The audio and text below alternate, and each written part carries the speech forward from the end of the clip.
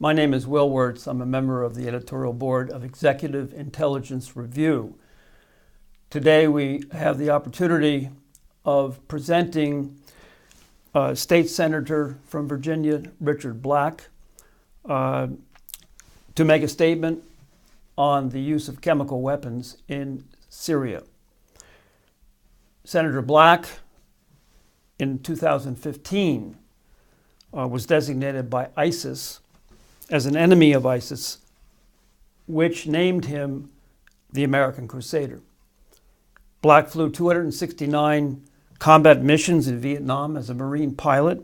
He was wounded in fierce ground fighting with the 1st Marine Regiment. He became a career JAG prosecutor and ran the Army's Criminal Law Division at the Pentagon. So his credentials speak for the authority with which he will now address the issue of the alleged use of chemical weapons by the Assad regime in Syria. This is particularly a relevant issue today because the use of such weapons continues to be an ongoing threat and could lead to a further aggravation of the situation in Syria. So without any further ado, I present Senator Black. Syria did not gas its civilians. Syrian jets were reported to have bombed Khan Sheikhoun with sarin gas on April the 4th, 2017. 3 days later, the U.S. attacked Syria with Tomahawk missiles. No one stopped to ask what possible motive Syria had to kill random civilians. The timing was suspicious. On March the 30th, UN Ambassador Nikki Haley, Secretary of State Rex Tillerson, and Press Secretary Sean Spicer all announced an end to U.S. efforts to topple Assad. Now, if genuine, that dramatic policy reversal was the predicate for peace in Syria. President Assad certainly would not forego this golden opportunity simply to kill some civilians. 8 days after the apparent peace overture, missiles were raining down on Syria. But reporters never asked why Syria would jeopardize U.S. cooperation by attacking civilians with gas. The administration's sudden reversal seemed contrived. Why should they rush to judgment relying on films produced by allies of al-Qaeda, which had killed 3,000 Americans on 9/11? And how could we analyze conflicting evidence, develop strategy, select a target, issue orders, position forces, and launch missiles within just 3 days? The attack seemed suspiciously pre-planned. Now, the gassing videos came from the Aleppo Media Center, a propaganda mill run by the rebels. We never considered that the gas might have been from the terrorist-owned bombed-out warehouse.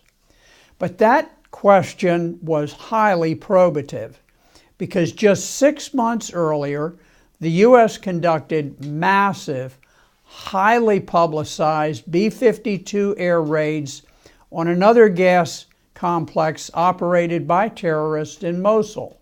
We hit 50 locations during that massive airstrike.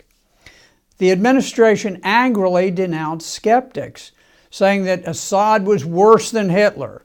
Experts all agreed he did it, and intelligence reports said it was true.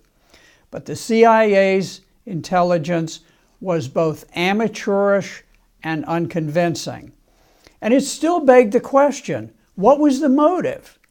Sacrificing everything in order to gain nothing is nonsense. Crimes have motives, and this crime had none.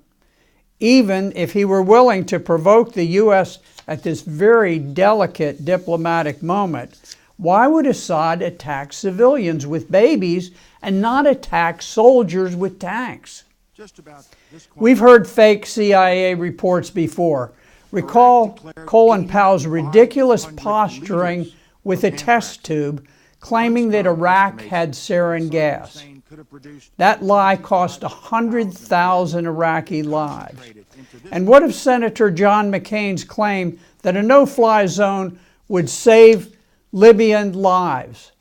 That zone became a kinetic slaughterhouse that obliterated Libya. So forgive my skepticism about contrived reports that precede these disastrous regime change wars. 10 days ago, this sarin gas claim mirrored the mysterious Red Line attack of 2013. in Syria in the worst chemical weapons attack of the 21st century. Yesterday, the United States presented a powerful case that the Syrian government was responsible for this attack on its own people. With scarcely any evidence, Washington blamed President Bashar al-Assad and hastily prepared for war. But there was no motive to kill civilians with poison gas. The Red Line allegations were debunked by Pulitzer Prize-winning author Seymour Hersh, who published The Red Line and the Rat Line. Seymour Hersh documented how Turkish intelligence agents had supplied terrorists with sarin gas and rockets to attack the Ghouta suburb in 2013. Turkey launched the Red Line attack, not Syria. That plot to stampede the U.S. into attacking Syria failed because Americans refused to be tricked into another war. On the other hand, Khan Shaykhun bypassed congressional oversight and public involvement, and that enabled the execution of missile attacks. The terrorist had finally won. This was our first direct attack, but we've trained jihadists to wage a proxy war on Syria for 6 years. CIA program Timber Sycamore has armed and trained terrorists to invade Syria since 2012.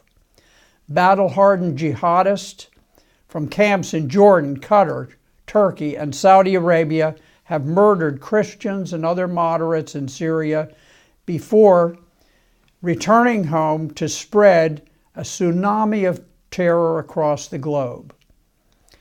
This sarin gas attack was a fake. The media's failure to question Syria's motive was a disgrace. Syria had no reason to use poison gas on civilians, and we had no lawful justification for attacking their country. Khan Shaykhun was another link in the chain of deceitful actions against the legitimate, duly elected Syrian government. America's war on the Syrian people is cruel and morally abhorrent. We must stop arming terrorists and end Americans' proxy war on Syria. Thank you very much.